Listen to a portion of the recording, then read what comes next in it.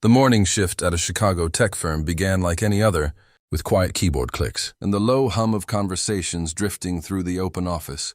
Daniel Reeves sat at his desk, focused on debugging a complex system error while occasionally glancing at a small photo of his 6-year-old daughter taped beside his monitor.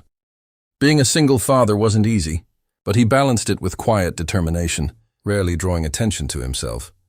His coworkers knew him as reliable, calm and deeply private. That calm was shattered when the glass doors at the entrance burst open and uniformed officers marched in with urgent purpose.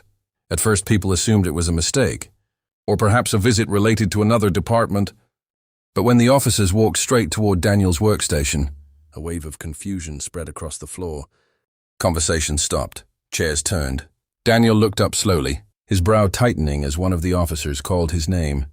Without resistance, he stood, his voice steady as he asked what this was about. The reply came cold and formal. He was being detained under suspicion of financial fraud involving company accounts. A murmur rippled through the office as disbelief filled the air. Daniel didn't argue or panic. He simply nodded once, though his eyes revealed a flicker of concern as the officer stepped behind him and secured the handcuffs around his wrists. The metallic click echoed louder than it should have. His gaze drifted briefly to his daughter's photo, and for a moment, everything else seemed to fade. Coworkers watched in stunned silence, some whispering, others too shocked to react. A few exchanged uncertain glances, unsure whether to believe what they were witnessing. His manager stood at a distance, arms crossed, deliberately avoiding Daniel's eyes. Investigators began searching his desk and computer, plugging in devices and collecting files with practiced efficiency. Daniel remained composed, answering questions briefly, but firmly denying any wrongdoing. The calm in his voice contrasted sharply with the chaos unfolding around him. As they escorted him through the office, every step felt heavier under the weight of silent judgment.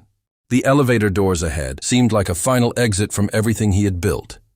Yet even in that moment, Daniel held on to a quiet belief that the truth would surface, no matter how impossible it seemed right now. The tension in the lobby was thick as Daniel stood between two officers. His wrists still bound, his expression steady, despite the stares surrounding him. Just as the elevator doors slid open, a confident voice cut through the silence. Wait, the word was sharp, authoritative and instantly commanding.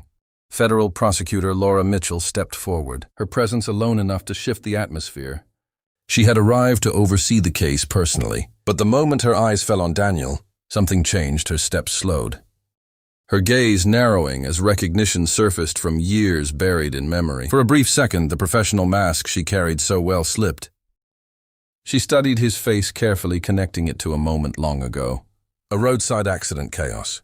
Fear and one stranger who had acted without hesitation. Daniel Reeves, the man who had pulled her injured brother from a crushed car and stayed until help arrived, refusing any reward before disappearing into the night.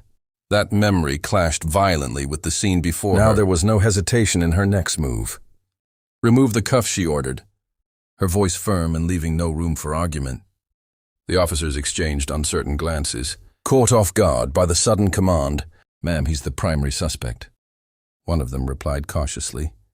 Laura didn't raise her voice, but the authority in her tone deepened. And I said, remove them.